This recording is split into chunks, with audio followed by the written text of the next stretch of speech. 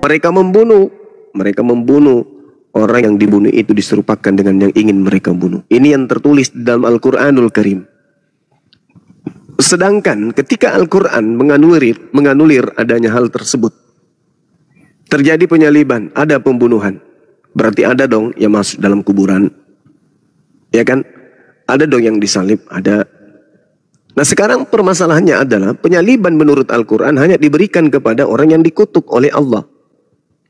Penyaliban yang kemudian dikutip oleh Paulus di dalam Galatia 3 nomor 13, larinya ke Ulangan 21, 22, 23. Saya kira kita semuanya pada tahu bahwasanya yang disalib hanyalah orang yang dikutuk. Yang disalib hanyalah pelaku dosa besar yang sepadan dengan hukuman mati. Yang bisa dibunuh atau dihukum mati bukan orang suci, melainkan iblis atau pengikut iblis. Yang dikutuk oleh Tuhan hanya iblis, bukan orang suci. Apatah lagi disebut Tuhan, lalu kemudian Tuhan mengutuk Tuhan. Apa bisa diterima? Tuhan menjelma menjadi manusia, setelah itu Tuhan mengutuk dirinya sendiri. Apa itu bisa diterima? Nggak mungkin bisa diterima. Makanya, ya penyaliban itu adalah sebuah kebodohan. Di dalam kitabnya saudara Kristen sendiri tertuang seperti itu. 1 Korintus 1 nomor 23. Penyaliban itu adalah satu kebodohan. Nah, kenapa dikatakan di dalam kitab mereka adalah satu kebodohan? Al-Quran juga mengatakan itu adalah orang-orang jahil. Jahil itu bodoh. Zalim itu adalah orang memperbodoh diri. Jadi apa yang diterangkan oleh Nabi Paulus dan apa yang diterangkan oleh Al-Quran terkait dengan penyaliban ini ya seirama, sekata, sama. Yaitu orang yang disalib itu adalah orang yang dikutuk, kemudian yang mempercayai salib itu adalah orang salim, orang bodoh. Nah, cobalah kita buktikan si bodoh-bodoh ini, si bodoh-bodoh. Orang Makassar bilang ca bodoh-bodoh. Kita cek aja. Menurut kitab yang Anda genggam, yang disalib itu orang yang dikutuk atau orang yang diberkati? Orang yang dikutuk. Apakah Yesus itu orang diberkati atau orang yang dikutuk? Orang diberkati. Siapa yang disalib? Yesus. Siapa yang dikutuk? Nyaho. Entah kemana-mana perginya. Itulah yang dimaksud bahwa penyaliban itu adalah satu kebodohan. Karena memang tolo-tolo beleng-beleng. Memang tolo-tolo dan beleng-beleng. Mau kayak mana? Itu satu rangkaian. Itu satu paket. Tidak bisa dipisahkan. Karena itu ada tertulis. Kebodohan bagi non-Yahudi. Maaflah. Kami non-Yahudi nggak nerima itu. Tetapi kami memandang bahwa orang yang percaya Tuhannya turun ke bumi, kemudian Tuhannya mengutuk dirinya sendiri dengan jalan terkutuk, itu adalah suatu ketololan. Dan memang satu paket. Diterangkan di dalam kitab mereka ya. Apa yang dikatakan di sana? Aku mematikan kecerdasan. Aku menghilangkan kepintaran. Ilmu orang-orang yang bijak aku hilangkan. Gimana ceritanya? Ditanya tentang Kristus. Apa kata Yesus? Ketika kemudian dia menasihati teman-temannya, murid-muridnya di Bukit Zaitun.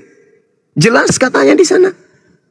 Ketika ditanya, guru, ya paman, apa tanda kedatanganmu? Nah, dijawabnya sama dia. Dijawab sama dia. Apa geraknya? Tanda-tanda kedatanganku. 1, matahari gelap, bulan gelap, bintang-bintang matung, jatuh, runtuh.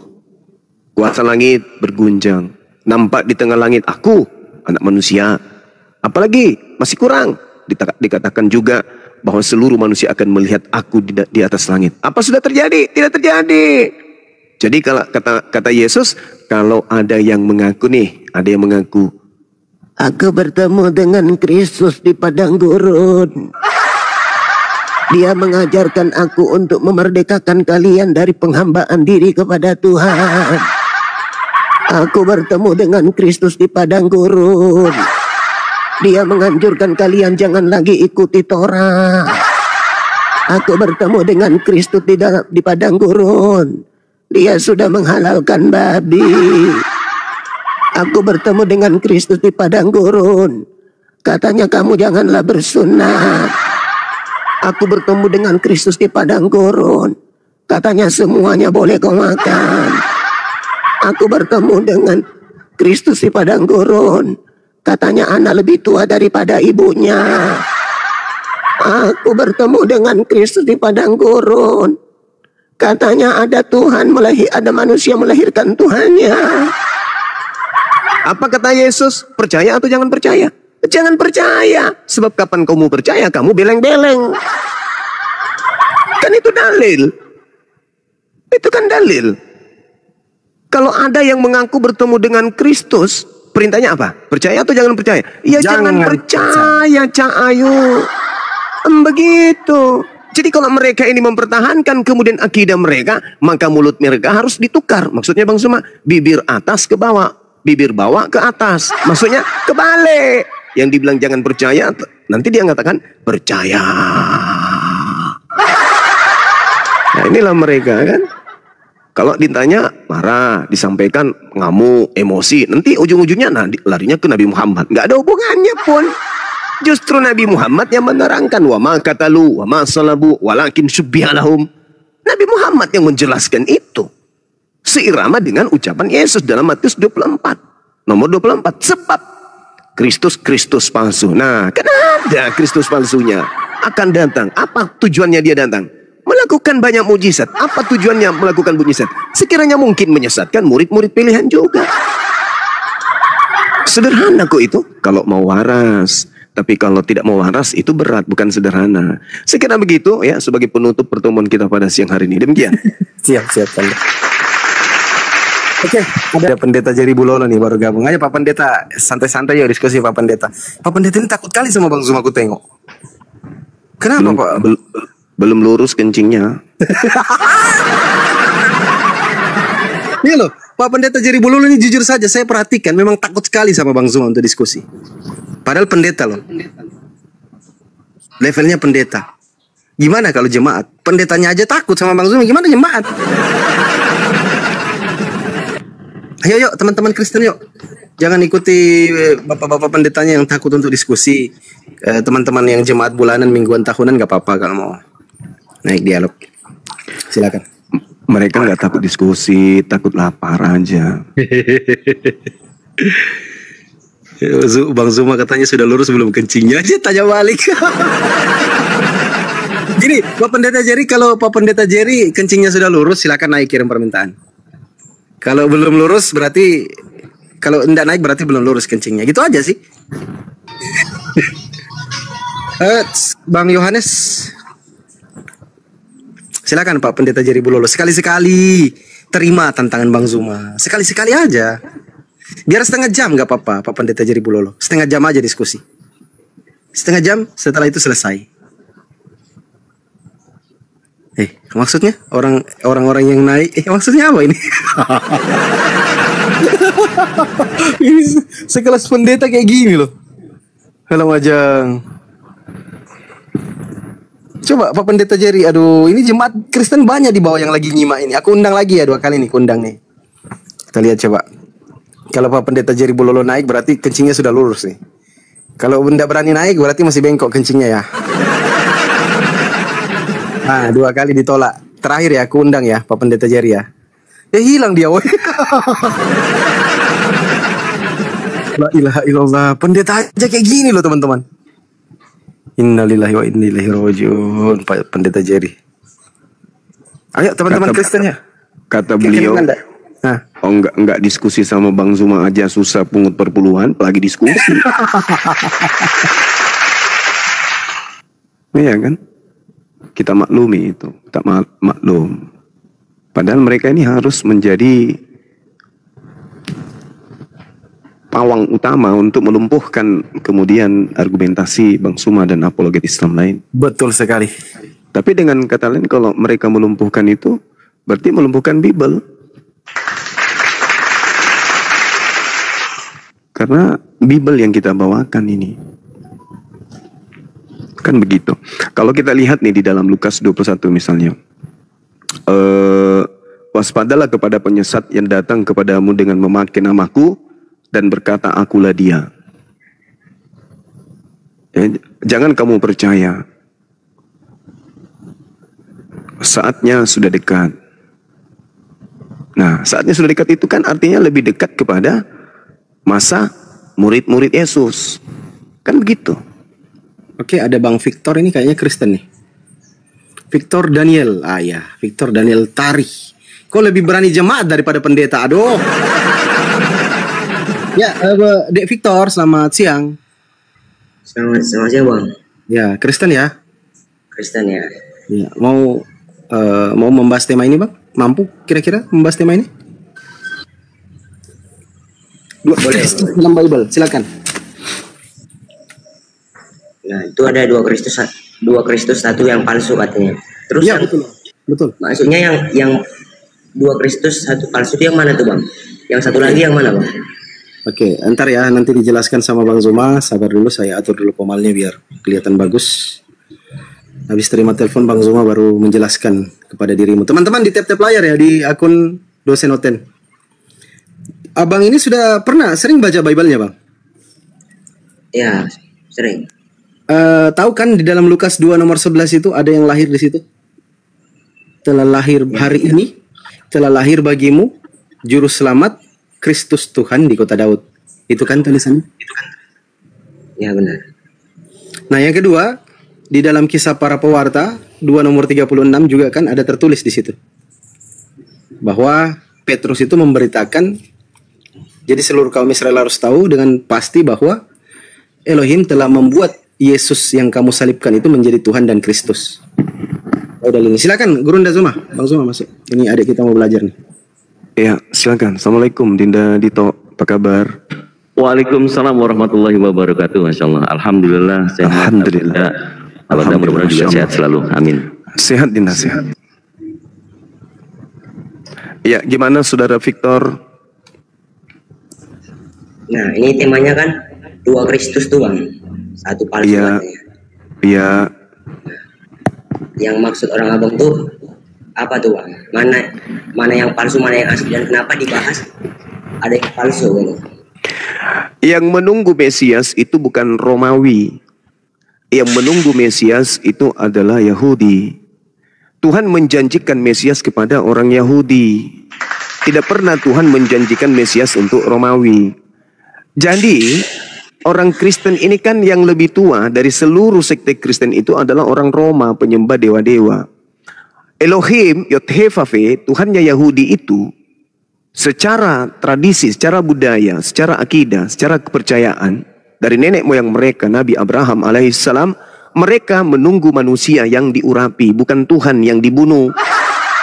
Tapi manusia yang diurapi yang mampu membebaskan mereka dari tekanan-tekanan musuh. Sama seperti Nabi Daud, Nabi Salomo, Gideon, itu Hezekia, dan seterusnya.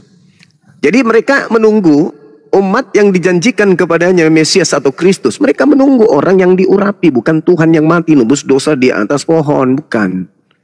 Sedangkan Kristen ini adalah kelompok di luar orang-orang yang sedang menunggu Mesias. Ada hubungan apa orang Roma nunggu Mesias? Gak nyambung. Gak ada hubungannya. Sejak kapan nenek moyang daripada orang Roma yang nanti cikal bakal menjadi Katolik menunggu Mesias? Sejak kapan? Konsep Mesias aja mereka nggak ada. Yang ada konsep Mesiasnya itu hanya Bani Israel. Maka kenapa ada istilah Kristus palsu dan ada istilah Kristus asli? Karena Kristus yang asli diutus hanya untuk Bani Israel saja. Anda baca Lukas 1 nomor 33. Yesus inilah yang dijanjikan oleh Tuhan untuk menjadi raja bagi keturunan Yakub untuk selama-lamanya. Selama-lamanya. Selama-lamanya dia adalah raja bagi Bani Yakub, bukan Bani Romawi. Itu nggak ada ceritanya itu. Sebelum dia kemudian terangkat ke langit, si Mesias ini, si Kristus ini, dia berpesan kepada Bani Israel, bukan berpesan kepada Katolik, bukan. Apa pesannya? Hei muridku, waspadalah kalian, akan datang Kristus palsu dengan memakai namaku dan berkata akulah Kristus. Dia akan menyesatkan banyak orang. Murid penasaran, apa tandanya Kristus palsu itu? Yesus mengatakan, kalau aku yang datang, aku kan Kristus asli. Yakin tak kalian? Yakin. Nah, jangan kau katakan kepada siapapun, aku ini adalah Mesias. Matius 16 nomor 20. Jangan pernah kau ucapkan kata-kata itu. Jangan kau katakan kepada siapapun, kalau aku ini adalah Mesias. Tidak boleh. Itu rahasia. Baik, Paman.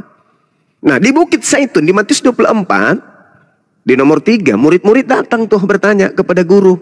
Yesus. Guru Yesus, ya paman, apa tanda kedatanganmu? Dan apa tanda berakhirnya dunia ini? Apa kata Yesus? Tanda kedatanganku, aku akan nampak di tengah langit. Seluruh manusia akan melihat aku. Di mana itu tertulis? Di Matius 24 nomor 27, nomor 29, nomor 30. Sederhana bukan? Jadi Yesus menguraikan kata kuncinya, kalau yang asli datang, matahari menjadi gelap, bulan tak bercahaya, bintang-bintang berjatuhan, kuasa langit bergoncang, akan nampak tanda anak manusia di tengah langit. Seluruh manusia akan meratap dan seluruh manusia akan melihat anak manusia di atas langit, di awan-awan. Itu tanda kedatanganku. Paham? Paham guru? Jadi apabila ada orang berkata, ada Mesias di padang gurun, ada Mesias di dalam bilik, jangan ente percaya. Sebab Kristus palsu dan nabi palsu akan muncul dan akan melakukan banyak mukjizat sekiranya mungkin menyesatkan murid-murid pilihan juga. Camkanlah aku telah mengatakannya terlebih dahulu kepadamu. Jadi kalau ada orang mengatakan ada Kristus di sini, ada Kristus di sana, jangan ente percaya. Itu pesan Yesus tuh kepada murid-muridnya Bani Israel. Tiba-tiba Paulus, sang pembunuh ini, ngaku-ngaku bertemu dengan Kristus di padang gurun ketika menuju ke Damsyik. Siapakah engkau Tuhan? Akulah Kristus yang kau aniaya. Kata Yesus kepada muridnya, percaya atau jangan percaya? Kata Yesus jangan percaya. Orang Yahudi tidak percaya. Loh, ini kok muncul kelompok dari Katolik justru percaya. Jadi jelas apa yang kalian sembah itu adalah Kristus palsu yang harus diwaspadai. Demikian. Silakan Bang Victor. Gimana nih Bang? Tadi Abang bilang Yesus itu Kristus asli. Sekarang bilang juga itu palsu. Jadi sebenarnya menurut Abang Kristus itu asli atau palsu? Yesus itu Kristus asli atau palsu gitu. Sabar dulu. Sabar. Yesus mengatakan waspadalah kepada Kristus palsu. Betul tidak? Ya betul. Nah, berarti menurut saudara ada nggak Kristus palsu itu? Bakal ada yang ngaku. Bakal ada atau sudah ada? Ngaku. Bakal ada atau sudah ada? Enggak, pertanyaannya Yesus itu yang Kristus asli atau palsu Bang menurut Abang? Yesus anak Maria itu adalah Kristus palsu. Kristus asli. Dan dia diutus hanya untuk Bani Israel. Masa nggak mudeng sih yang saya sampaikan tadi? Dia adalah raja untuk selama-lamanya bagi Bani Yakub. Ente bukan Bani Yakub kan? Harus pahami itu, harus terima itu. Kenyataannya memang kayak gitu. Kaidahnya begitu, aturannya begitu, hukum-hukumnya begitu, kadarnya memang begitu. Yesus hanya untuk Bani Israel. Anda dan saya bukan. Siang Bang, sabar. Jadi kata Yesus kepada muridnya, kalau ada orang mengaku bertemu dengan Kristus di gurun, bertemu Kristus di bilik, apa pesan Yesus? Jangan percaya. Kan itu pesannya. Nah, kesalahan fatal yang dilakukan oleh Kristen sedunia selama 2000 tahun, malah percaya kepada Kristus yang datang kepada Paulus di padang gurun. Makanya pesan Yesus, waspadalah pada penyesat. Artinya Kristen hari ini 2000 tahun tersesat karena percaya kepada penyesat tersebut. Sampai sini paham?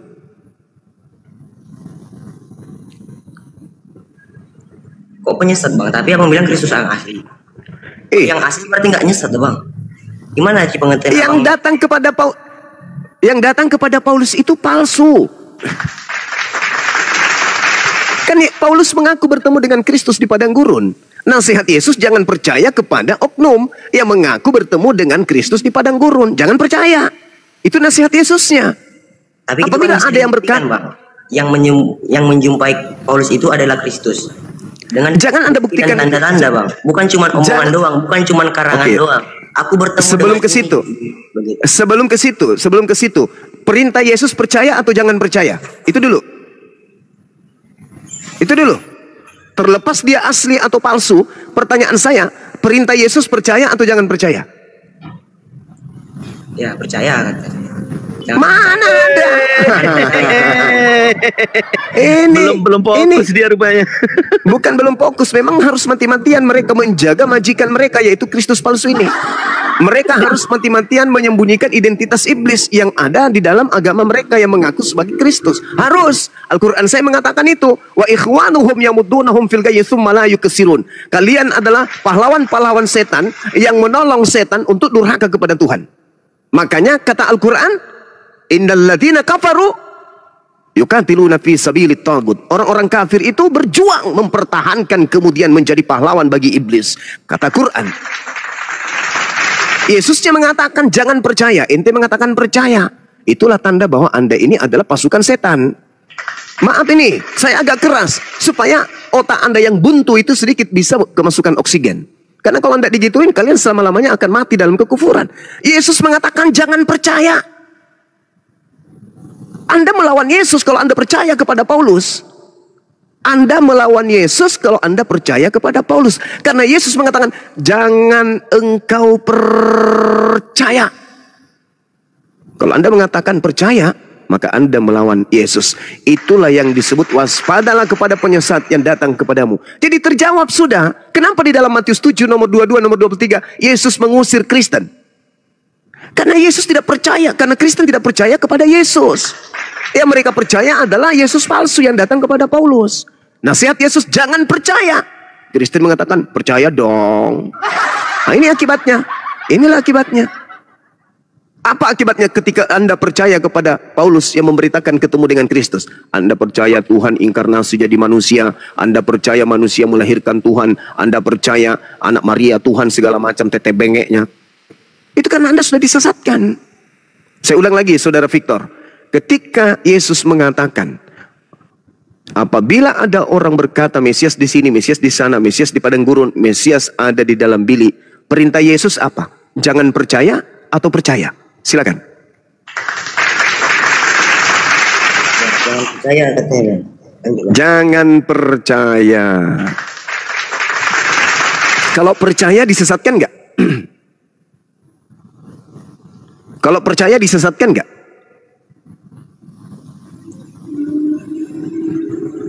Menurut Yesus kalau percaya orang itu disesatkan nggak?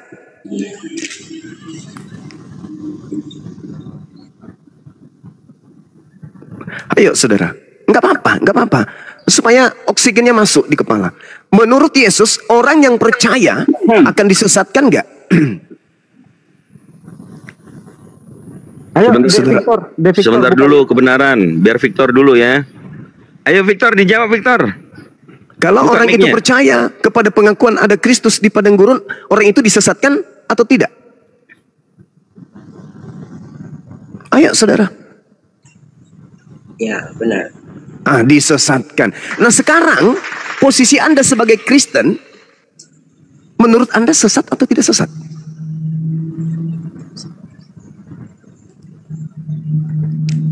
Ini bang, yang dialami oleh Paulus itu kan kesaksian bang, dan disertai dengan tanda, bukan cuma omongan doang, bukan perkataan kosong gitu bang. Anda dia tahu alami tidak? Dan ada orang saksi yang melihat, bukan cuma dia ngarang bebas gitu, ada bukti. Saudara, perintahnya apa? Percaya atau jangan percaya? Mau ada Jangan bukti, percaya mau ada saksi. ngaku kan, Iya, sekarang. tapi kan ada bukti kan. Nah sekarang Kalau kalau ada bukti itu kebenarannya bisa dibenarkan nggak kalau ada bukti sekarang? berani Kalau enggak misalnya kamu dia berucap perlu- seperti itu di hadapan Yesus nanti? Karena perintah Yesus jangan percaya, Anda lawan. Ya, saya percaya dong karena Anda saksi. Anda berani nggak lawan Yesus? Berani nggak? Aku bilang, berani nggak nantang Yesus? Ini Karena bukan Anda nantang Yesus. namanya bang. Itu nantang Justru Yesus Alkitab karena yang perintah. mencatat, Saudara, justru Alkitab saudara, yang mencatat, perintah Yesusnya jangan Paulus percaya. bertemu dengan Yesus gitu bang, bukan Ya. bukan Tunggu, karangan tunggu. bebas, bukan menghayal Iya. gitu. Yesus mengatakan apa kalau ada orang mengaku bertemu dengan Mesias? Perintah Yesusnya apa? Coba diulang lagi. Tertutup Coba lagi bang, otaknya. di mana tadi tertulis tuh bang, jangan percaya gitu katanya. Matius 24 nomor 24 sampai nomor 26. Saya 5 menit lagi izin ibadah sejenak. Cepat. Ayo, perintah Yesusnya jangan kamu percaya. Tuh dalilnya tuh. Dinampakkan pula tuh di sini tuh. Jadi apabila orang berkata kepadamu, lihat dia ada di padang gurun, jangan kamu pergi ke situ. Atau lihat ia ada di dalam bilik, jangan kamu percaya. Itu perintahnya tuh, jangan kamu percaya. Mau dia banyak saksi, mau dia tidak berdongeng, mau dia nyata, mau dia apapun itu, perintahnya apa dulu? Perintahnya apa? Percaya atau jangan percaya?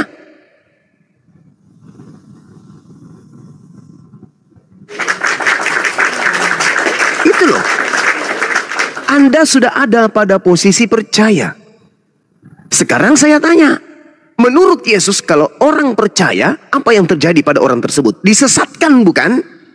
Kamu katakan, ya, berarti sudah 2 poin. Jangan percaya, kapan percaya akan disesatkan. Nah, posisi Kristen percaya. Pertanyaan saya, posisi Kristen ini disesatkan kagak?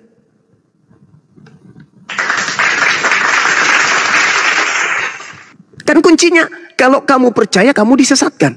Kalau kamu tidak percaya, kamu tidak disesatkan. Kristen sekarang di mana posisinya?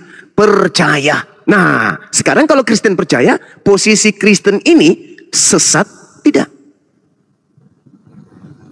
Karena di dalam Matius 7, nomor 22-23, bukan setiap orang yang memanggil aku Tuhan, bernubuat pakai namaku, mengusir setan pakai namaku, bermujizat pakai namaku, akan masuk ke dalam kerajaan surga. Melainkan mereka yang melakukan kehendak Bapakku. Ada nggak kehendak Bapak menyembah Yesus? Ada nggak kehendak Bapak agar menjadi Kristen? Ada nggak kehendak Bapak agar ibadah minggu? Ada nggak kehendak Bapak makan babi? Ada nggak kehendak Bapak untuk tidak bersunat? Enyahlah daripadaku, kalian semua adalah pembuat kejahatan. Kenapa Kristen diusir oleh Yesus? Dikatakan sebagai pembuat kejahatan. Karena orang Kristen secara turun-temurun mengajarkan orang lain untuk percaya kepada Kristus palsu yang datang di padang gurun. Makanya kalian diusir. Coba. Ketika Kristen percaya kepada Kristus yang datang di padang gurun, akibatnya apa saudara? Sesat atau tidak sesat?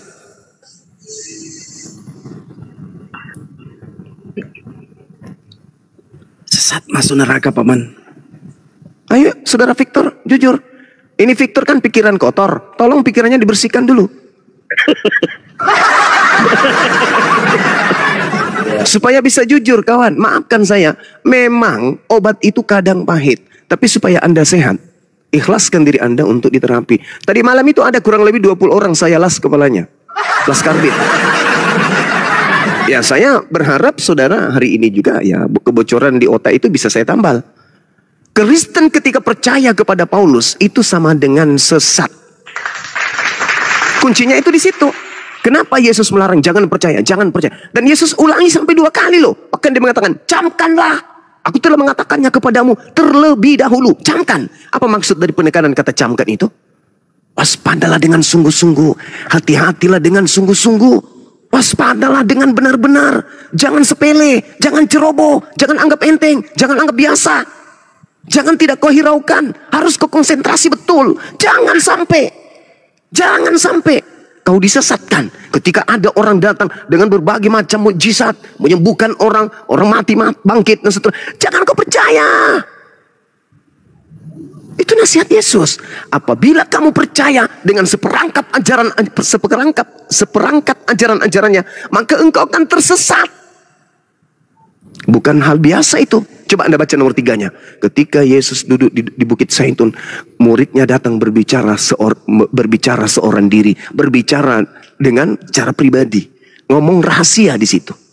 Guru, apa tanda kedatanganmu? Bocorkan dong kepada kami. Bocorkan. Tanda kedatanganmu itu apa? Bocorkan kepada kami. Tanda kedatanganku 1. Matahari gelap, bulan tak bercahaya, bintang berjatuhan, kuasa langit berguncang, anak manusia nampak di tengah langit, anak manusia akan terlihat oleh seluruh manusia. Itu kalau aku yang datang. Jadi, selain daripada itu, kalau ada yang mengaku bertemu dengan aku di sini, aku di sana, jangan kamu percaya. Kapan kamu percaya, maka kamu akan disesatkan. Sekarang pertanyaan saya, Kristen yang percaya kepada Kristus yang datang kepada Paulus ini, posisinya di mana? Sesat atau tidak sesat? Di surga.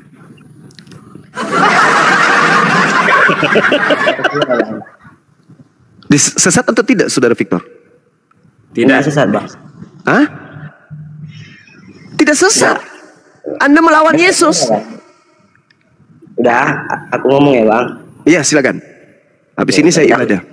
Dari tadi sebenarnya abang yang ngelawan perkataan abang sendiri. Di awal abang bilang Yesus itu adalah Kristus yang benar, yang sejati, Kristus yang sejati.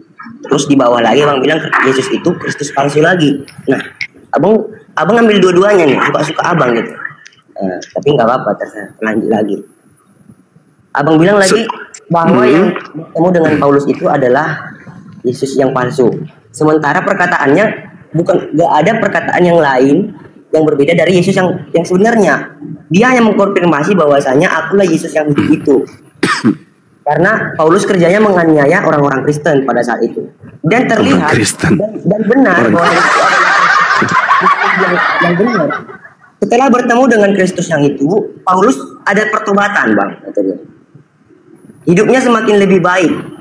Karena bertemu dengan siapa? Dengan Kristus yang benar. Ada buah yang dihasilkan gitu.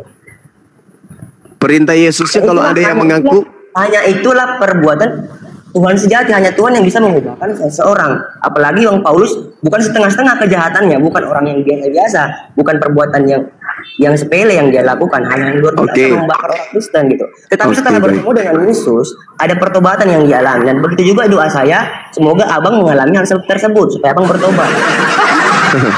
Berarti. Dan pertanyaan saya bang, saya mau bertanya ini bang. Iya, silakan. Apa sih bang kelebihan atau keuntungan saya meninggalkan Kristus yang benar itu kalau saya mengikuti orang seperti Anda? Ada nggak keuntungannya bang? Nggak ada. Kalau ada coba sebutkan yang abang untung dari saya gitu. Baik. Baik. Kata Yesus di dalam Yohanes 17 nomor 3, hidup kekal itu. Loh, jadi harus kayak mana? Jadi harus gimana? Saya harus menjelaskan ke kamu pakai Al-Quran. Mau saya jelaskan pakai Al-Quran gitu? Kamu percaya Quran? Kan lucu. Kalau kau percaya Al-Quran berarti kau sudah Islam itu. Pakai ajaran Yesus dong. Kan Anda ingin bagaimana saya bisa selamat? Ya harus percaya kepada Yesus. Betul enggak? Barang siapa yang percaya kepada Yesus dia akan diselamatkan. Betul enggak? Betul. Saudara Victor, barang siapa yang percaya kepada Yesus anak Maria, ya, maka dia akan diselamatkan. Betul nggak? Betul. Amin. Ya, betul. Nah sekarang ketika Yesus berkata, jangan kamu percaya kalau ada orang mengaku bertemu Kristus di padang gurun. Posisi Anda di mana? Percaya atau tidak percaya?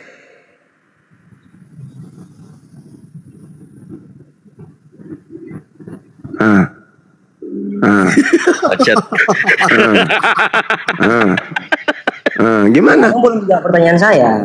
Saya mau menjawab tadi. Saya katakan kepada saudara, bagaimana cara Anda bisa selamat kalau Anda meninggalkan Kristus yang datang kepada Paulus? Caranya apa? Percaya kepada Yesus anak Maria. Itu aja sederhana. Kalau Anda mau selamat, percaya kepada anak Maria. Sekarang masalahnya Anda tidak percaya kepadanya. Kalau Anda percaya, kenapa Anda percaya kepada Paulus? Karena nasihatnya ketika ada orang mengaku bertemu dengan aku di padang gurun, mengaku bertemu dengan aku di dalam bilik, jangan kamu percaya. Nah, untuk masuk surga, untuk mendapatkan hidup kekal, ikuti Yesus, percaya Yesus. Maksudnya, jangan percaya Paulus. Itu aja, nggak usah ke Islam. Percaya Yesus aja dulu. Percaya anak Maria dulu, bahwa dia adalah utusan Tuhan kepada Bani Israel. Itu aja dulu. Jadi abang percaya kan bang? Saya percaya anak Maria itu diutus oleh Tuhan pencipta langit dan bumi untuk Bani Israel, bukan untuk Kristen. Jadi abang percaya nggak? Saya percaya, sekali lagi saya ulang ya. Pasang mulutmu kalau kupingmu pasang mulut kalau kuping sudah nggak kuat mendengarkan saya. Mulutmu yang mendengar. Saya percaya anak Maria itu adalah utusan Tuhan untuk Bani Israel. Yohanes 17 nomor 3. Hidup kekal itu adalah mereka percaya Yesus Kristus yang engkau utus. Itu iman saya tuh. Ya, jadi abang beriman nggak sama Yesus bang? Saya beriman kepada Yesus. Dia utusan Tuhan untuk Bani Israel. Puas. Pertanyaan saya, apakah Anda Bani Israel? Enggak bang. Nah, bukan. Lalu Kristus mana yang diutus untuk non-Israel? Ada nggak? Yesus Kristus. Kristus yang mana? Hamba Allah yang mengangkut dosa isi dunia. Kristus yang mana? Yang palsu, Paman, yang palsu. Kristus yang mana yang diutus untuk kalian? Kristus yang palsu yang mana? Kristus yang palsu. Kristus yang palsu yang ditemui oleh Paulus di padang gurun. Jadi dalam narasi Bang Suma menyatakan bahwa Kristus itu ditulis, semua tulisan Paulus ada tulisan palsu, bahkan tulisan itu ada tulisan palsu. Perlu diketahui Bang, bahwa setiap tulisan Rasul Paulus itu dipertanggungjawabkan. Bukan oleh hanya siapa? dipertanggungjawabkan oleh Paulus, tetapi dipertanggungjawabkan oleh rasul-rasul. Ketua rasulnya, Rasul Petrus mempertanggungjawabkan. Ini Mempertanggungjawabkan. Inilah ini kalau sudah sesat. Oke, datanya. Sabar dulu, Bang, sabar. Bang Zuma mau silakan Anda tunjukkan di mana kemudian Petrus mempertanggungjawabkan tentang Paulus. Dalil. Coba abang baca di dalam 2 Petrus pasal yang ketiga ayat ke-15 sampai 16. Apa katanya di sana? Apa katanya? Ya, silakan. Dan hendaklah kamu hargakan bahwa panjang sabar Tuhan kita itu mendatangkan selamat. Demikianlah juga Paulus, saudara kita yang dikasihi itu sudah menyuratkan kepada kamu sekedar pengetahuan yang dikaruniakan kepadanya. Ayat 16. Demikianlah di dalam segala surat kirimannya dikatakannya dari hal segala perkara di dalamnya itu ada juga beberapa perkara yang susah dimengerti. Maka orang yang tiada berpelajaran, yang nggak tahu Kristen, itu memutarbalikan. Jadi orang yang nggak tahu itu memutarbalikan sama seperti kitab-kitab yang lain itu, sehingga mendatangkan kebinasaan atas dirinya sendiri. Jelas Bang, bahwa seluruh 14 suratan dari Rasul Paulus itu dibawa ke Yerusalem untuk dilihat oleh rasul-rasul itu, karena itu dalam KPR ada pertemuan rasul-rasul. Baik. Jadi pada saat abang mengatakan bahwa tulisan Rasul Paulus itu tidak diketahui oleh rasul-rasul, tidak diketahui oleh pengikut Tuhan, di sini sangat jelas abang salah. Baik. Tulisan itu dipertanggungjawabkan. Gantian kita ngomong. Ya, adik ya, gantian. Nah, kamu duduk yang cantik, dengarkan paparan saya. Yesus sekalipun tidak pernah mengutus Petrus untuk mengajarkan ajarannya kepada non-Yahudi. Catat itu dulu. Walaupun Anda bisa Anda tunjukkan dalil di mana Petrus diutus untuk non-Yahudi? Abang dulu katakan, saya tulis semua pertanyaan abang. Ya, bagus. Tidak pernah sekalipun Yesus itu mengutus Petrus untuk non-Yahudi. Petrus mendapatkan mandat di dalam Matius 10 nomor 5 nomor 6. Yesus berpesan kepada Petrus, jangan ke bangsa lain. Kata Yesus. Apa kata Paulus di dalam Galatia 2 nomor 8? Petrus diutus untuk Yahudi, orang-orang bersunat. Jadi buku-buku Petrus itu, beberapa kemudian ahli Bible berpendapat 1 Petrus, 2 Petrus itu bukan dituliskan oleh Petrus, tetapi orang lain yang menggunakan namanya. Kenapa? Coba Anda lihat di dalam kitab saudara 2 Petrus itu ditulis setelah kematian Petrus. Kalau Anda melihat kitab 2 Petrus, bagaimana mungkin Petrus murid Yesus menulis sebuah buku di mana buku itu kemudian dia sudah tidak ada. Baru buku itu dituliskan. Berarti yang menuliskan ini adalah orang yang bukan kemudian Petrus Simon murid Yesus. Itu yang pertama. Yang kedua, tidak ada di dalam pengajaran Yesus ketika dia hidup bersama dengan Petrus itu menuliskan surat atau menuliskan catatan-catatan apa yang diucapkan oleh Yesus. Itu nggak mungkin. Tertulis di mana? Nggak ada. Di mana kisahnya Petrus menulis? Tak ada. Sedangkan buku Petrus ini, kalau Anda kemudian memahami, isi cakupannya itu ditujukan kepada non-Yahudi. Sedangkan Petrus, murid Yesus, diperintahkan hanya untuk kepada Yahudi. Bagaimana mungkin seorang Petrus, murid Yesus, ingkar kepada amanah gurunya? Jangan engkau ke bangsa lain, wahai Petrus. Bagaimana mungkin Petrus menulis surat-surat kepada non-Yahudi? Untuk apa? Toh dia menurut Paulus dan menurut Yesus hanya untuk Bani Israel. Sekarang tolong tunjukkan di mana Yesus memerintahkan Petrus untuk non-Yahudi. Silakan. Saya izin ibadah dulu, Dinda Dito dan Dinda Alif. Silakan dilanjutkan untuk sementara. Siap. Siap Bang Zuma. Ustaz Alif, assalamualaikum. Warahmatullahi wabarakatuh. Waalaikumsalam warahmatullahi wabarakatuh. Ya. Aku jimat dulu monggo Kang Dito kalau mau maju. Oh iya, silakan. Siap. Kang Dito mau masuk, silakan. Iya kalau Tertib yang masuk duluan, lah ya. bagi orang-orang yang sudah masuk angin kan, akalnya udah mampet, ada juga yang sudah robek akalnya, sudah tahu Ustaz jangan Alif, dibilang jangan percaya, Kang Dito, malah Ustaz Alif, percaya. kalau mau masuk ya Ustaz Alif ya. Ini ada teman-teman Siap. Kristen yang lain, Kang Dito saya naikkan aja ya. Iya, Siap. siap. Iya, saya rasa sudah jelas ya, bro, kebenaran bahwa Belum jelas, Bang, belum jelas. Banyak Petrus hal-hal- diutus hanya untuk bangsa Yahudi, Dok, saya kasih ayat-ayatnya ya, Bang. bangsa Saya kasih. yang bersunat. Saya Dari kasih fakta ayat-ayatnya. sejarah Konsili Yerusalem, Petrus, Yakobus, dan murid-murid yang lain itu hanya untuk diutus kepada orang-orang yang bersunat. Ya, saya kasih ayat-ayatnya ya. Kalau pernyataan Bang Suma, pernyataan Kang Dito itu sangat salah. Ya, gini, di dalam Kisah Rasul 10, di situ pelayanan Pak Petrus kepada seorang yang namanya Cornelius itu di Kaisarea. Di dalam Yerusalem di Kisah Rasul 11 itu pernyataan pertanggungjawaban Petrus kepada rasul-rasul tentang dia membaptiskan orang kafir, artinya orang di luar Israel. Di dalam Galatia pasal yang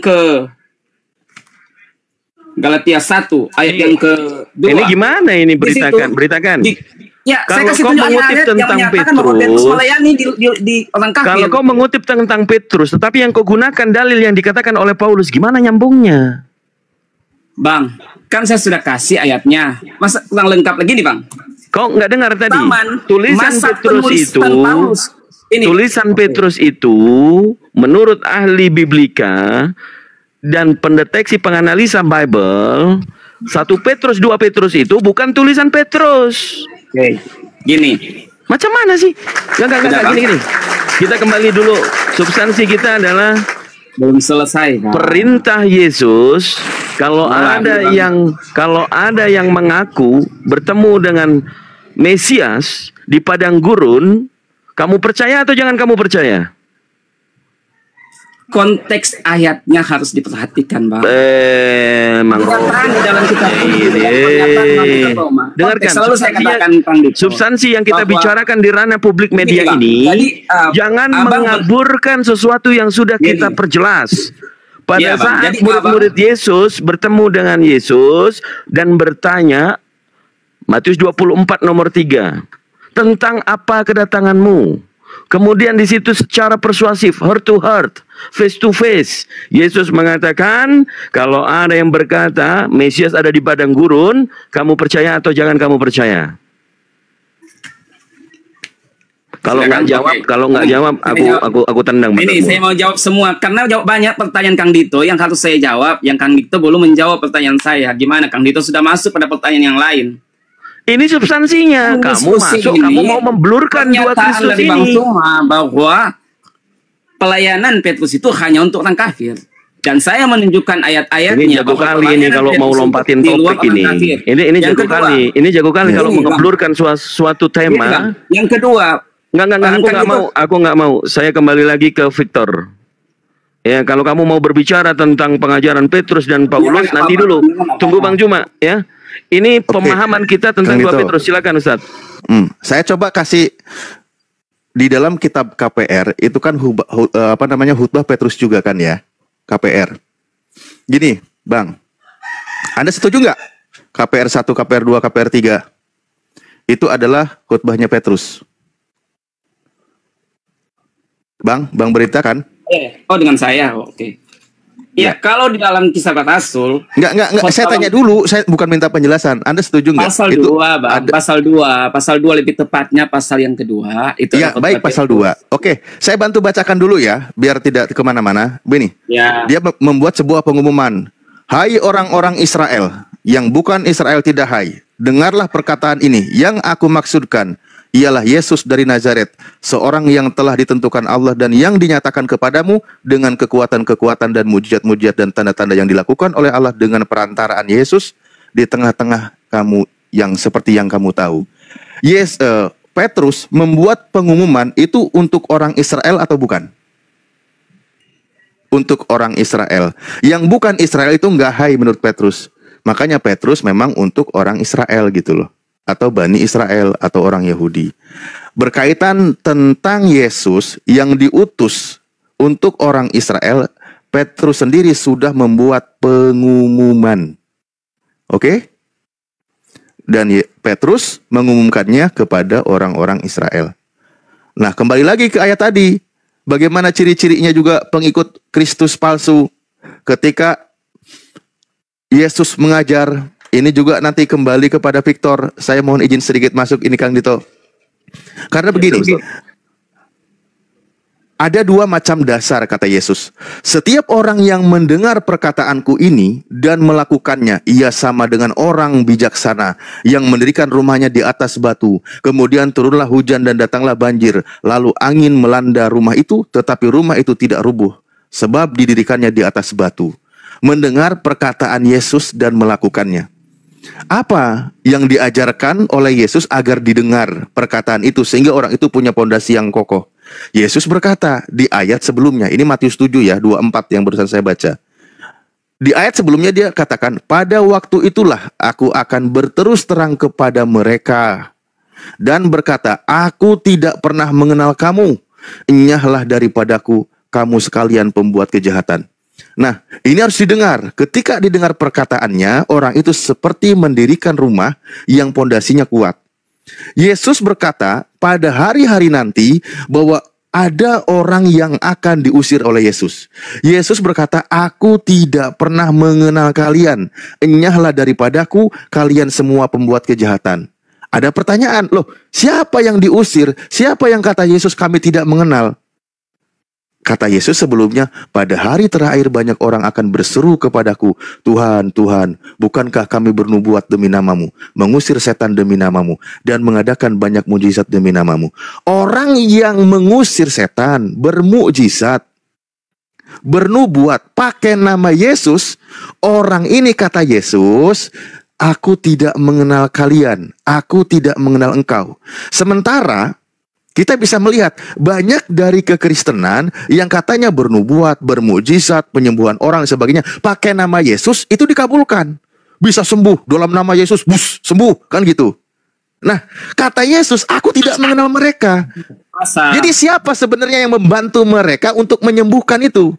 Berarti Yesus palsu. Kenapa Yesus palsu? Karena kalau Yesus asli pasti dia akan berkata, aku mengenal mereka. Faktanya Yesus katakan, aku tidak mengenal kalian. Berarti orang itu ketika dia bermujizat, menyembuhkan orang, bernubuat, dan seterusnya, orang itu memanggil Kristus palsu.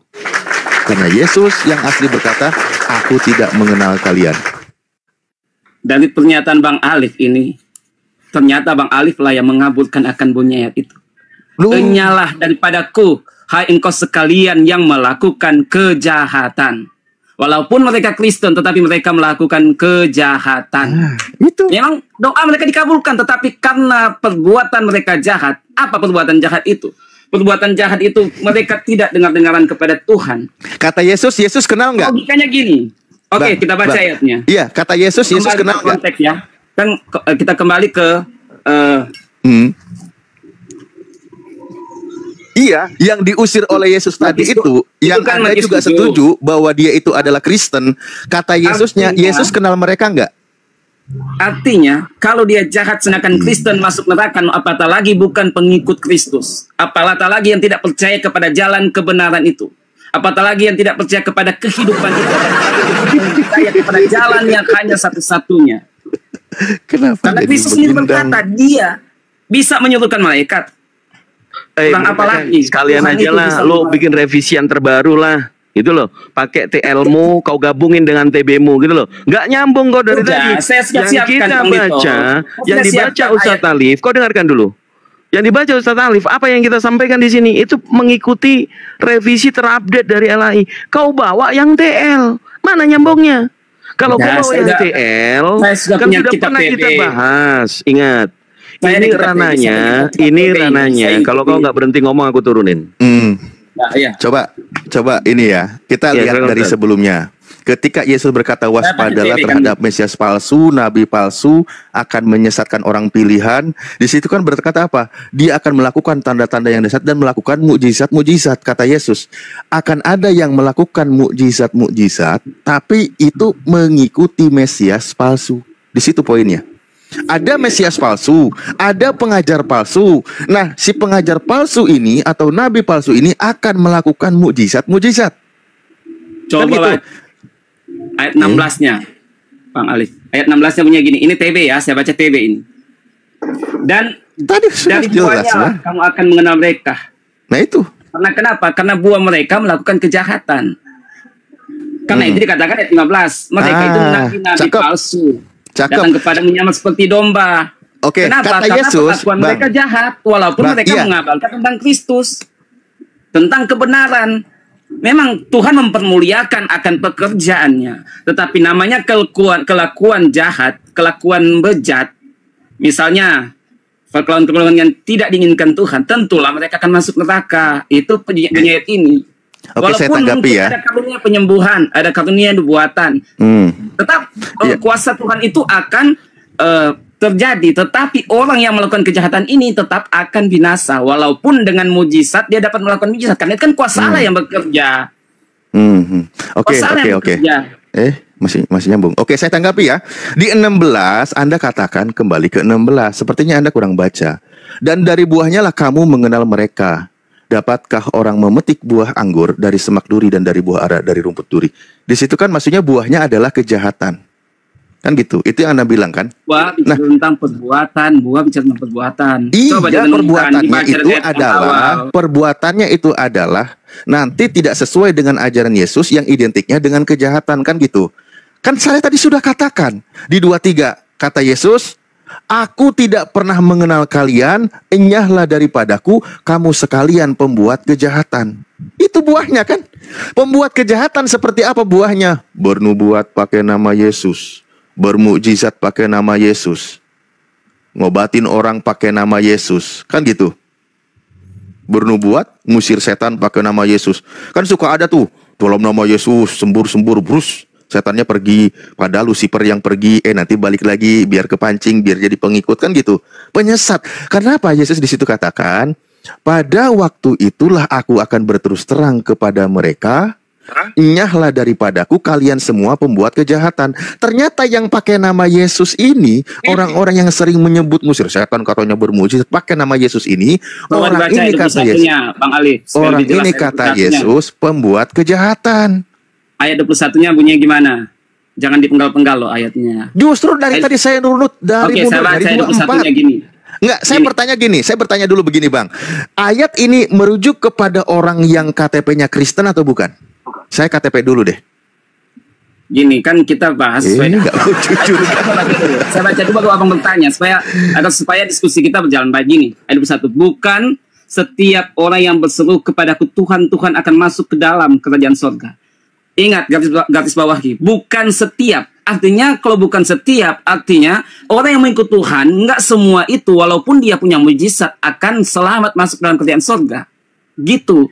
Bukan semua yang melakukan mujizat itu akan masuk neraka. Ayat itu tidak berkata demikian. Udah cukup. Ini Victor mau ngomong, kau diam dulu lah. Aduh, nanti dulu kau. Ya, Victor, gimana Victor? Ini ngeblurin tema gitu loh. Kau diam dulu aja kebenaran. Ya, silakan Victor, Dek. Oh, jadi Bang yang dibilang Bang berita kebenaran tuh benar Bang. Cuman memang orang apa nggak ngerti. Tuh kan, jadinya kemana-mana kan. Ini emang setan ini, kebenaran ini. Kita menghadirkan diskusi lintas agama itu bukan mau kemana-mana topik kita. Ingat, kita siarkan ini ya di semua channel-channel YouTube seluruh dunia. Kau jangan mempermalukan Kristen dong. Kebenaran. Ya, lanjut kembali lagi ke topik. Victor, lanjut. Oke. Dengan Victor atau dengan saya? Kalau gitu saya tanggapi dulu Kang Dito ya. Di Matius 21-nya. Oke, baik. Nanti Victor juga sampaikan karena Victor udah mulai tercuci juga otaknya. Nih, bukan setiap orang yang berseru kepadaku Tuhan, Tuhan akan masuk ke dalam kerajaan surga, melainkan dia yang melakukan kehendak Bapakku yang di surga. Kata Yesus, bukan setiap orang yang berseru kepadaku Tuhan, Tuhan akan masuk ke dalam surga, melainkan dia yang melakukan kehendak Bapakku yang di surga. Artinya begini Bang, ada orang yang berseru kepada Yesus tapi bukan Tuhan, sebagai Tuhan, sebagai junjungan, dan melakukan kehendak Bapa di surga, orang itu akan masuk surga. Begitu Bang. Jadi bukan setiap orang yang berseru kepada Yesus Tuhan yang akan masuk surga, tapi intinya adalah melakukan kehendak Bapa di surga. Barometernya bukan berseru kepada Yesus Tuhan. Karena kata Yesus, bukan setiap orang yang berseru kepadaku Tuhan, Tuhan, ia akan masuk ke dalam kerajaan surga, melainkan dia yang melakukan kehendak Bapakku yang di surga. Artinya, ada yang berseru kepada Yesus sebagai Nabiullah, Nabi Allah, Nabi utusan Tuhan. Kita memuliakan Rasul Tuhan, kita muliakan alaihi salam. Ada yang memanggil dia levelnya sebatas Nabi, Rasul Tuhan, mendengarkan pengajarannya, mengikuti kehendak Tuhan, orang itu masuk surga. Justru yang berseru kepada Yesus Tuhan, itu yang sudah sangat jelas akan diusir oleh Yesus. Apalagi ciri-cirinya dijelaskan berikutnya. Bernubuat, bermujizat, ngusir setan. Itu yang kata Yesus tidak kenal. Kan gitu. Berarti mengikuti Kristus lain. Karena Yesus yang asli tidak kenal. Tapi pengikut Kristus lain, orang itu dikabulkan. Karena dia bersekongkol dengan si iblis. Nah, padahal kata Yesus, aku tidak mengenal kalian, kalian semua pembuat kejahatan. Gitu. Mungkin lanjut Kang gitu. Tempat saya azan juga. Lanjut Ustaz. Siap, siap. Ya, begitu Thor.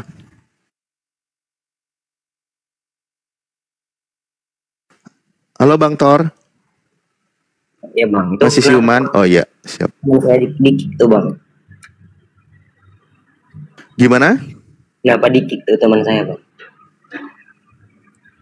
Mungkin dia jatuh. Kalau ada orang lain ngomong, kalau ada orang lain ngomong dia buka-buka mic, itu mengganggu loh. Nanti dulu, saya udah hold dia, nanti saya nanyain lagi.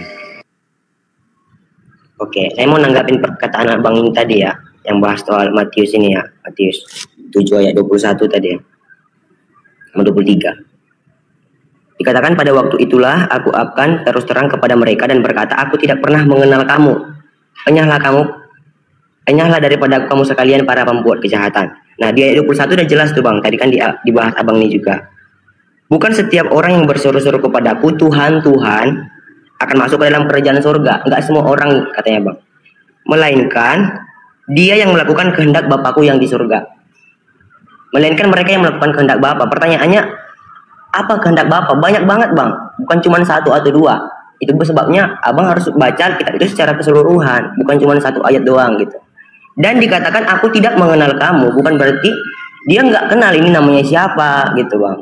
Dia nggak kenal nama Abang. Abang kan dia kenal sama Abang walaupun Abang nggak nyembah dia gitu. Dia tahu karakter Abang, tahu persis Bang. Tapi maksudnya adalah nggak akan diakuin Bang. Kamu nggak akan masuk kerajaan surga maksudnya. Walaupun kamu orang Kristen, kamu melakukan kebaikan, kamu bermujizat demi namaku, aku nggak akan menyelamatkan kamu. Itu maksud dia di ayat itu Bang gitu.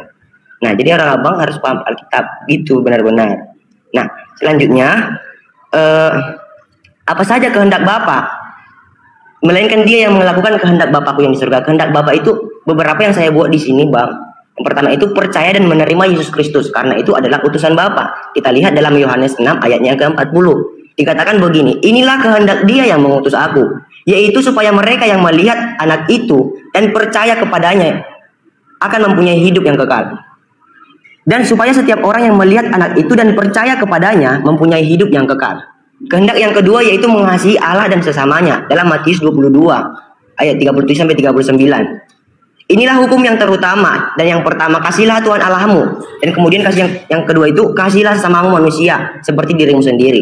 Yang ketiga Bang, kehendak Bapa itu berjalan dalam ketaatan dan kekudusan dalam Roman 12 ayat 12. Janganlah kamu menjadi serupa dengan dunia ini, tetapi berubahlah oleh pembaharuan budimu. Dan yang keempat berbuat dan cukup banyak Bang, cukup banyak. Nanti ditanggapinya kebanyakan. Iya, itu maksudnya kehendak Bapa di situ adalah apa yang Satu-satu ya. Bapa, gitu kan. Satu-satu, oke. Anda tadi baca. Sebab inilah kehendak Bapakku, yaitu supaya setiap orang yang melihat anak dan percaya kepadanya beroleh hidup yang kekal, dan supaya aku membangkitkannya pada akhir zaman. Pertanyaan saya, Bang. Yang melihat anak dan yang percaya kepadanya. Coba. Kehendak Bapa percaya kepada Yesus sebagai utusan Tuhan atau Tuhan itu sendiri, Bang? Gimana Bang? Gimana? Isi dong Bang. Kehendak Bapakku kan di situ, percaya kepada omongannya, kepada Yesus, pengajarannya. Nah, percaya kepada Yesus itu sebagai utusan Tuhan atau sebagai Tuhan itu sendiri? Dari ayat itu apa yang Abang dapat Bang? Loh, kan saya nanya di sini, Anda bawa Yohanes 6:40, sebab inilah kehendak Bapakku, yaitu supaya setiap orang yang melihat anak dan yang percaya kepadanya beroleh hidup yang kekal. Percaya kepada Yesus. Nah, sekarang pertanyaan saya, percaya kepada Yesus sebagai utusan Tuhan atau sebagai Tuhan itu sendiri?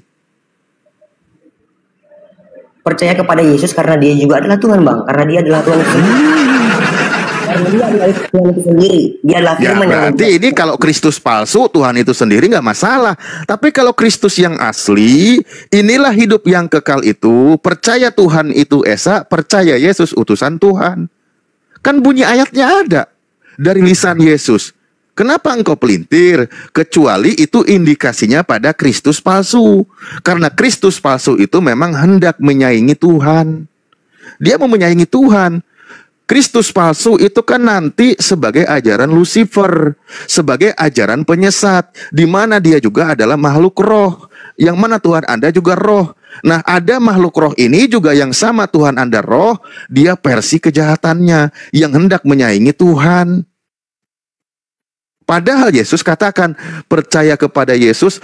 Kalau Yesus mengajar kepada murid-muridnya, dia katakan kan, segala firman yang Bapa sampaikan kepadaku telah kusampaikan kepada mereka, murid-muridnya, dan mereka itu percaya bahwa engkaulah yang telah mengutus aku.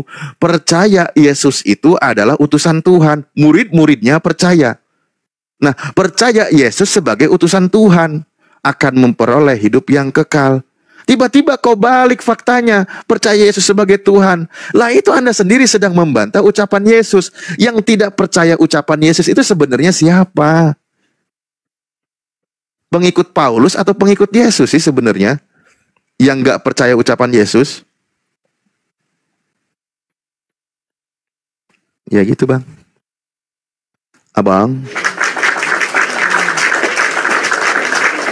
Kita mengikuti Paulus karena dia menyembah Yesus Bang. Nah, itu. Kalau Anda pengikut Paulus menyembah Yesus ya silakan. Sementara Yesus itu mengajar untuk mengikuti Yesus. Dia itulah Tuhan yang hidup Bang. Dia menampakkan dirinya karena kasihnya. Bukan cuma omong doang Bang. Aku juga bisa janji ke Abang aku kasih 1 miliar. Abang tunggu ya. Abang percaya nggak? Kalau cuma omong doang Bang, siapa sih yang nggak bisa Bang? Siapa sih nggak bisa nulis kitab sendiri Bang, yang ngarang-ngarang? Nah, sekarang Bang pelan-pelan ke ayat yang tadi pelan-pelan. Bang Tor. Oke, kita pelan-pelan. Jangan kasih ilustrasi yang membuat tambah rancu, yang ayat aja sulit dipahami. Bang, yang tadi Matius 7:23 yang kata Yesus tidak kenal dan akan diusir, itu orang Kristen atau bukan Kristen, Bang? Gimana Bang? Yang akan diusir oleh Yesus dan kata Yesus tidak kenal, tidak mengenal kalian, itu orang Kristen atau bukan Kristen, Bang? Orang-orang yang nggak melakukan kehendak Bapa, Bang. Lah, saya tanya, itu orang Kristen atau bukan, Bang? Itu semua orang yang nggak layak. Nggak ada semua orang. Karena di situ indikasinya manggil Yesus Tuhan, bermujizat pakai nama Yesus, nubuat pakai nama Yesus, itu orang Kristen atau bukan? Ada nggak di situ jenis orang Kristen? Allahu Akbar walillahilham. Berarti bukan untuk orang Kristen doang atau enggak kan Bang? Kan enggak. Yang ngusir setan pakai nama Yesus, bermujizat pakai nama Yesus, bernubuat pakai nama Yesus, itu Kristen atau bukan? Kristen. Kristen. Orang itu akan diusir atau tidak oleh Yesus? Kalau enggak melakukan kehendak Bapa diusir juga Bang. Lah, memang itulah pelaku yang bukan melakukan kehendak Bapa, tapi mengikuti Paulus kan? Siapa yang melakukan kehendak Bapa pasti selamat. Bukan Kristen menjadi jaminan masuk surga, tapi melakukan kehendak Bapa pasti masuk surga, Bang.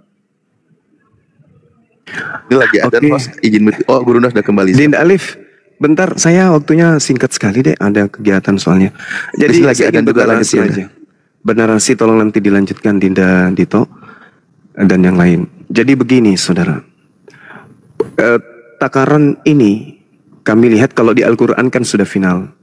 Innal ladzina kafaru min ahlil kitab wal musyrikina fi nari jahannam. Orang kafir neraka, kafir ya neraka. Itu di Al-Quran udah final tuh. Nah sekarang permasalahannya adalah ketika Yesus mengatakan waspadalah kepada Kristus palsu yang datang kepadamu dengan memakai namaku. Jadi penyesat ini memakai nama Yesus. Siapa nama Yesus? Ayo Dinda Dito, siapa nama Yesus? Yesus Putra Maria. Yesus. Iya kan? Siapa nama Yesus? Yesus. Apa gelar Yesus? Ya Kristus. Berarti penyesat itu adalah Yesus Kristus, tapi bukan anak Maria. Yesus Kristus yang lain. Apa buktinya? Nah, ini buktinya nih. Jangan Bang Suma itu cuma cerita-cerita doang, hanya memfitnah, memelintir. Apa buktinya? Bahwa penyesat itu bernama Yesus Kristus. Buktinya, baca Matius 7. Nomor 22, nomor 23. Pada hari terakhir nanti banyak orang berseru kepadaku, Tuhan, Tuhan. Bukankah kami bernubuat pakai namamu? Nah, orang ini bernubuat pakai nama siapa? Kristus. Bukankah kami mengusir setan pakai namamu? Namanya mana? Yesus Kristus. Bukankah kami mengusir setan pakai namamu? Nama yang mana? Yesus Kristus. Tapi apa kata Yesus? Enyahlah daripadaku, aku tidak mengenal kalian. Loh, jadi selama ini mereka mengusir setan, bernubuat, bermujizat pakai nama Yesus Kristus. Yesus Kristus yang mana? Bukankah orang-orang ini memakai nama Yesus Kristus, mengusir setan, bernubuat, bermujizat pakai nama Yesus? Nah, Yesus Kristus yang mana? Yang mereka sebut di dalam mengusir setan. Ternyata Yesus anak Maria tidak mengenal. Padahal orang ini mengusir setan pakai nama Yesus, tapi Yesus tidak mengenalnya. Jadi Yesus Kristus yang mana yang mereka pakai? Kalau Yesus Kristus anak Maria, sudah pasti anak Maria kenal dong. Tapi yang karena mereka pakai ini adalah oknum lain, tapi mengatasnamakan Yesus Kristus, maka Yesus asli tidak mengenal. Meskipun orang-orang ini berteriak dengan menggunakan nama Yesus Kristus. Nah, kalau ternyata mereka mengusir setan mereka mengusir setan pakai nama Yesus Kristus, dan ternyata Yesus Kristus tidak mengenal mereka yang mengusir setan pakai nama Yesus Kristus ini, pertanyaannya, setan mengusir setan. Jadi ketika mereka menggunakan nama Yesus Kristus untuk mengusir setan, maka setannya yang mengaku Yesus Kristus itu mengusir setan yang lain. Kenapa? Karena anak Maria tidak mengenal Yesus Kristus yang mereka pakai untuk mengusir setan. Kira-kira hal seperti ini saudara-saudara Kristen paham tidak ya? Kenapa Yesus Kristus tidak mengenal orang yang mengusir setan pakai nama Yesus Kristus? Karena oknum yang mereka sebut Yesus Kristus itu adalah oknum palsu. Permasalahannya di sini. Siapa yang mengusir setan, bermukjizat, bernubuat pakai nama Yesus Kristus? Siapa? Aliteng. Aliteng. Yesus Kristus yang mana? Yang tidak dikenal oleh Yesus Kristus anak Maria. Yesus Kristus yang mana? Yesus Kristus penyesat yang datang kepada Paulus di padang gurun. Saya kira begitu. Karena tidak mungkin ketika ada orang bermujizat pakai nama Bang Suma, terus kemudian saya ketemu dengan orang yang memakai namaku itu, saya mengatakan kepada mereka, maaf, aku tidak mengenal kalian. Berarti yang selama ini namanya Bang Suma yang kami pakai, ya silakan cari orangnya, yang jelas bukan saya. Orang yang menggunakan nama saya itu cari, itu bukan saya, aku tidak mengenal kalian, kalian semua adalah pembuat kejahatan. Itulah yang dialami orang Kristen nanti ketika bertemu dengan Yesus anak Maria. Bukankah kami bernubuat? Aku mau pakai itu, Sat. Aku pakai itu. Bukankah kami bernubuat mengusir setan pakai namamu? Apa kata Yesus? Oh maaf, aku tidak mengenal kalian. Kalian semua adalah pembuat kejahatan. Inilah yang terjadi.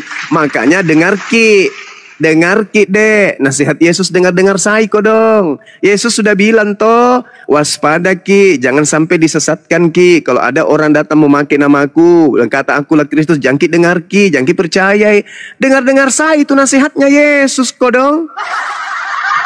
Bate namamu itu Yesus yang malam nasihati kau dong. Apabila ada orang yang mengaku bertemu dengan aku di gurun, bertemu dengan aku di dalam bilik rahasia, jangki percaya ikamase. Jangan lalu kau dong percaya itu yang jenake. Bukan saya itu bukan aku. Jangan kau percaya kau lemah. Itu bukan saya. Itu bukan saya. Bajik-bajiki dulu pendengaran nugang. Pun anak-anak jo gurua, te aku langgar ki. Kalau guru mengatakan jangan kau percaya, jangan kau percaya. Kalau guru mengatakan dengar, waspadalah, hati-hatilah, jangan sampai kau disesatkan kemudian orang yang datang mengaku bertemu dengan Kristus di gurun. Jangan ki percaya iko dong. Itu nasihat Yesus. Dengar-dengar saya itu. Dengar-dengar saya. Tolong dengarkan itu nasihat Yesus. Jangan pikiran kotor. Ya, luruskan pikiran. Masa orang Islam lebih dengar Yesus daripada kalian? Jadi, satu kemenangan Islam di sini. Islam mendengarkan Yesus ketika dalam hal ini jangan mengikuti, jangan mendengarkan, jangan percaya. Islam dengar, Islam percaya. Kristen tidak mau percaya ketika Yesus berkata, apabila ada oknum mengaku Kristus di tengah gurun, di padang gurun, di dalam bilik, jangan kau percaya. Kapan kamu percaya, maka otakmu akan binasa. Otakmu akan dikebiri, tidak berfungsi lagi. Sampai manusia melahirkan Tuhannya pun ente percaya. Ada manusia melahirkan Tuhannya, ada manusia membunuh Tuhannya. Ente telan mentah-mentah cahayu. Itu karena ente enggak mendengarkan nasihat Yesus. Jangan percaya, jangan percaya, jangan percaya. Cak Kangkung. Saya kira begitu teman-teman sekalian. Jadi ini hanya sekedar intermezzo yang cakupannya adalah daging, cakupannya adalah kebenaran. Apa yang saya sampaikan berdasarkan dalil Bible. Sekarang tugas Anda untuk merenungkan. Kenapa sih saya harus percaya sedangkan nasihatnya jangan percaya? Apakah saya gila? Apakah saya sinting? Apakah saya waras? Masihkah saya dikatakan beriman ketika saya diminta jangan percaya tapi saya percaya? Masihkah saya dikatakan benar ketika perintah Sang Mesias jangan percaya tapi saya malah percaya? Masihkah saya ada surga? Masihkah saya ada keselamatan? Ketika Yesus sendiri, Sang Juru Selamat mengatakan jangan percaya tapi saya malah percaya? Masihkah? Masihkah? Masihkah? Atau itu hanya angan-anganku saja? Itu hanya buayan saja? Itu hanya halusinasi saya? Itu hanya doktrin dan dogma demi untuk menebalkan dompet pendeta saja? Saatnya Anda merenung, saatnya Anda berpikir, adakah kemudian para apologet Islam ingin menipu kami? Atau ternyata apologet Islam ini ingin kami selamatkan? Saya kira begitu sementara sahabat-sahabat. Saya ada tamu, saya harus menyelesaikan tugas saya dulu. Nanti pasien saya serahkan kepada asisten dosen saya yang ada di sini, asisten dokter. Mudah-mudahan mereka tidak memberikan suntikan mati kepada kalian. Demikian sahabat sementara. Subhanakallahumma bihamdi asyhadu an la ilaha illa anta astaghfiruka wa atubu ilaik. Salam tauhid, salam satu Tuhan. Jayalah Islamku, jayalah Indonesiaku. Sadarlah wahai saudara-saudara Kristenku. Demikian, silakan diambil alih Adinda. Saya monitor. Siap kan, dah siap. Siap. Kang Dito lanjut, Kang Dito. Ustaz Alif silakan. Ustaz Alif dulu, lanjut. Pak, di sini tempatku masuk duhur juga. Aku sebentar dulu ya. Break dulu ya. Baik. Jadi Victor, kalau sudah dibilang sama Yesusnya jangan percaya, lalu kau mengikuti Paulus yang mengaku bertemu dengan Yesus, sementara kalau kita ilustrasikan murid-murid yang sudah bertanya kepada Yesus secara pribadi, diberitahu oleh Yesus kalau ada yang berkata Mesias ada di padang gurun, jangan kamu percaya. Pada saat Paulus sudah katanya ketemu sama Yesus di padang gurun, Mesias itu, katakanlah dia bertemu dengan murid-muridnya. Apa kata murid-muridnya? Kalau Paulus bilang, murid-murid Yesus, aku ketemu loh sama Yesus. Jawabnya murid-murid apa? Dipercaya atau tidak dipercaya? Tidak akan percaya. Jadi kalau Yesus sudah memberikan peringatan kepada murid-muridnya yang terkasih, sebelum dia naik ke langit, karena pesan itu untuk murid-murid secara pribadi, maka kalau dia tiba-tiba ketemu sama si botak, ya, si aclak, si kucluk, Petrus, Yohanes, Yakobus, Andreas, Bartolomeus, aku ketemu Yesus loh kemarin di padang gurun. Kira-kira murid-murid nanti bilangnya apa? Kau bohong aja kau botak. Kami sudah diperingatkan oleh Yesus kami untuk tidak percaya kalau ada orang yang berkata ketemu dengan Yesus kami di padang gurun. Kau bertemu di mana? Iya, di padang gurun Meki. Masih mau kau percaya? Jadi Victor, kau masih percaya sama Paulus?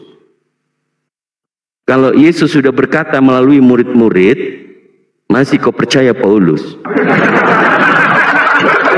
Renungkan dek, renungkan. Kemudian karena Paulus tidak jadi bertemu dengan murid-murid, ada satu tuh yang juga datang kepada namanya Ananias. Ya kita balikan lagi di Matius 24 nomor 3 tadi. Apakah Yesus berbicara dengan murid-muridnya tadi? Itu ada Ananias. Ya dia tidak ada, makanya dia pun juga berkata, aku bertemu dengan Yesus, aku diminta untuk mengobati si botak yang buta. Ya udah nggak nyambung. Ini bukan bualan, ini semuanya dalam kisah para apostolos yang ditulis oleh Lukas yang didampingin oleh Paulus. Jadi cobalah direnungkan deh. Kalau misalnya memang Ananias diperingatkan juga oleh Yesus waktu dia belum terangkat ke langit, pastinya Ananias juga tidak akan percaya itu yang ketemu sama dia adalah Mesias. Gitu deh. Jadi mau kemana lagi kau mau berjalan? Di Bible kau 13 surat-surat semuanya datangnya dari Paulus. Dia mengatakan di Galatia pasal 1 nomor 11 nomor 12. Dia mengatakan, aku mendapatkan firman bukanlah dari manusia. Yang tidak mengaku Yesus datang sebagai manusia adalah Antikristus. Yohanes 2 nomor pasal 1 nomor 7. Yang tidak mengakui bahwa Yesus datang itu manusia, dialah Antikristus. Ini kami tidak ingin menyerang keimananmu, tapi kamu sebagai orang Kristen sudah jelas dikatakan oleh Yesus, kalau Yesus ternyata dipanggil Tuhan, Tuhan, aku bermujizat demi namamu, aku mengusir setan demi namamu. Sudah diulang-ulang 4 kali. Ya, silakan. Kayak gitu nggak menyerang iman katanya ya. Dari tadi kayaknya kalian ngibah iman saya gitu. Mending gini bang, biar jadi udah ngerasa imannya terguncang. Dek, ini kita diskusi rananya adalah biblika, ya. Rananya adalah Bible. Kalau kau masih percaya apa yang dikatakan oleh Paulus, kau sudah mengingkari perkataan Yesus di dalam Bible. Kalau kau sudah tergoncang imanmu, Yesus juga berkata kepada murid-muridnya setelah dia itu bernyanyi-nyanyi di Bukit Zaitun. Yesus berkata kepada murid-muridnya, malam ini kalian semua akan tergoncang imanmu karena aku. Nah, bukan kami yang menggoncang, Yesus itu. Matius 26 Matius 26 nomor 31.